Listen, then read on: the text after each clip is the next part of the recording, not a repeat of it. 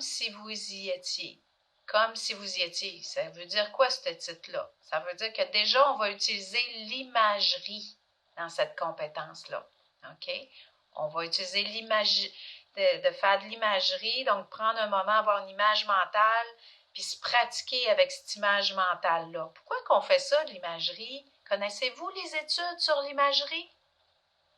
Avez-vous déjà entendu parler de l'imagerie? Vous savez, c'est quoi l'imagerie mentale?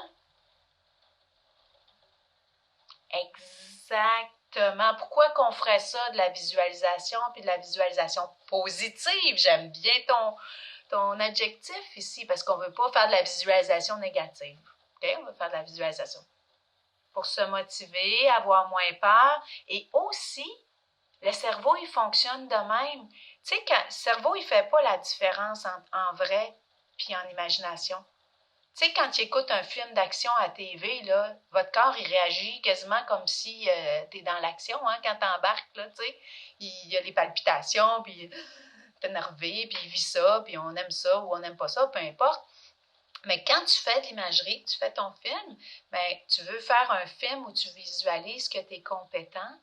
Puis les athlètes, ils utilisent ça pour leur performance, là. Ils révisent le parcours, les gestes qu'ils vont poser précisément. Pourquoi qu'ils font ça? Que ça fait partie de leur préparation et de leur entraînement? À votre avis? As-tu du sens qu'ils fassent ça? Ou ils perdent leur temps? Tu as tout compris. C'est exactement ça. C'est qu'arriver en situation réelle, tu vas être plus performant. Tu l'as pratiqué 100 fois. Exact. C'est comme si cette situation-là, tu vas l'avoir vécue 100 fois au lieu de l'avoir vécue une seule fois. Hein? Puis la première fois, on est moins habile que quand on l'a vécu 100 fois. Et prenez bien note. Imaginez si vous faites pas adéquatement la compétence, c'est-à-dire d'un coup que vous pratiquez l'échec dans votre tête, vous visualisez l'échec, puis vous avez tellement peur que vous faites de l'imagerie de l'échec. Colin, vous allez arriver en situation encore 3 fois plus stressée, moins compétent, moins disposé pour faire face, n'est-ce pas? Donc, c'est pas ça là, qu'on vous demande de faire. Parce que vous allez voir des mots comme anticiper dans la compétence, tu sais. C'est pas anticiper dans le sens où vous l'entendez habituellement, OK? C'est dans le sens se préparer adéquatement. Donc, pas dans le sens « Mon Dieu, ça va arriver, puis ça, ça va être la catastrophe, là. » No way, c'est pas ça la compétence, OK? Donc, vraiment la compétence, concrètement parlant. Êtes-vous prête à ce que j'aille dans les détails, là, ou bien vous avez encore besoin de... Parfait. Fait que dans le fond, là, vous allez avoir à sélectionner une situation qui risque d'arriver, là, dans un avenir rapproché. OK? Situation auquel vous allez avoir à faire face. Puis que peut-être ça représente un défi pour vous, un challenge, OK? Ça peut être une situation sociale, une réunion familiale, une conversation que vous voulez avoir, une entrevue pour emploi, quelque chose qui suscite un peu une émotion, là, que vous, soit de la peur ou autre émotion. Et puis, comme moi, par exemple, je vais donner l'exemple, mettons, ça a déjà été le cas que, mettons, anticiper une réunion. OK, d'un coup qu'on fait un Zoom, puis que moi, j'aille ça parce que je les trouve pas bons en Zoom, là, ils parlent tout en même temps, ça me frustre, j'ai pas de place pour parler, pas de temps pour parler, je commence à parler quelqu'un d'autre. OK, ça va me faire vivre des émotions désagréables. J'anticipe ça. Ça, c'est mon point de départ. Je l'anticipe négativement. OK? Mais, OK, fait que là, quelle émotion je vais vivre? Quelle intensité? Et là, après ça, j'ai une autre étape pour me préparer avant de faire mon imagerie. Ça va être de dire, OK, qu'est-ce que j'anticipe?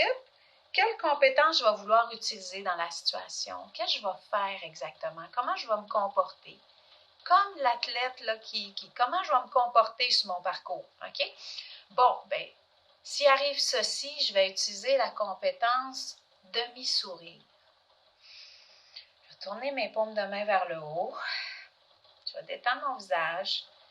Je vais me relaxer. Je vais respirer lentement et profondément. Je vais prendre un petit recul. Mettons, moi, c'est la compétence que je vais vouloir utiliser, là. OK, pour d'abord me calmer. Et puis, je vais pratiquer ça, puis je vais observer ce qui se passe, puis je vais accepter radicalement que c'est ça qui est en train de se passer, puis je vais me dire dans ma tête, est-ce bien grave? Ben, ça va m'aider à ne pas exploser, puis à pas, tu sais, le comportement que je ne veux pas avoir, là, de me choquer, puis désagréable, ça ne va pas amplifier mon émotion désagréable, ça va la changer parce que je vais souffrir moins, je vais me tourner vers l'acceptation. Fait que voyez-vous, il faut que je sélectionne une situation émotionnelle à venir.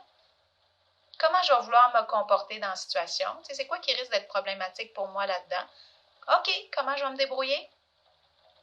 Et là, troisième étape, tu te pratiques en imagerie chaque jour. Tu t'imagines que là, OK, tu es en Zoom, tu te fais couper la parole ou c'est cacophonique, tu ressens de la frustration. Et là, tu fais ton demi-sourire. Tu te vois là, tu te vois faire le demi-sourire. Tu vois la situation arriver, tu te vois faire le demi-sourire. Tu te vois la situation arriver, tu te vois faire le demi-sourire. Acceptation radicale. Acceptation radicale. OK? Imaginez si je le pratique chaque jour, dans une semaine, arrive le Zoom, arrive la cacophonie ou pas, mais je suis prête. Peut-être que sans y penser, je vais être dans l'automatisme puis je vais le faire, ou peut-être que je vais avoir à dire OK, Julie, c'est le temps de faire ton demi-sourire. Puis que là, j'ai tellement pratiqué que ça va, tu sais, ça va plus couler de source. Je vais plus y penser, je vais plus être capable. OK. Puis on n'est pas dans compétence résolution de problème où on va vouloir changer les comportements des gens, leur parler d'avance pour que ce ne soit pas cacophonique. Ce serait d'autres choses, ça. OK? Ça pourrait être adéquat, mais là, c'est pas ça ici. Là, c'est comme comment moi je vais agir dans la situation. Ça pourrait être d'autres compétences que j'utilise là. OK? Mais l'idée, c'est qu'on ne fait pas l'évitement total. Je ne ferai pas l'évitement du Zoom, mais je vais utiliser mes compétences pendant le Zoom. Par exemple, vous voyez l'idée? Avez-vous des idées de situations pour vous que vous pourriez utiliser? Oui, cool, tu sais, puis là, ça va arriver vite, tu n'auras pas eu beaucoup d'occasions de pratique de visualiser, mais déjà, au moins, que tu le fasses, ça a plus de, tu sais, tu y as pensé d'avance, tu as trouvé ta compétence, tu le visualises un peu, puis ça se peut que ça fasse la job. Hein? Mais là, tu le rends plus conscient. C'est bon, super. Ça pourrait être... tu sais, on appelle du monde, là, on parle au téléphone, tu sais, fait que dans le fond, qu'est-ce que j'anticipe, tu sais, est-ce que je peux anticiper que je vais être fatiguée, que je vais pogner les nerfs ou qu'elle va dire quelque chose qui va me taper ses nerfs. Donc, ça va être quoi d'avance la compétence que je veux utiliser? OK, l'acceptation radicale, puis la limite de temps pour ce téléphone-là, 15 minutes.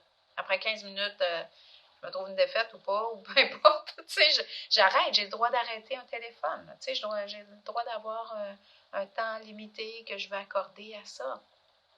Ça pourrait être avec ton travail. Tu sais, si une cliente m'appelle et qu'elle insiste beaucoup, qu'est-ce que je vais dire exactement? Comment je vais m'y prendre?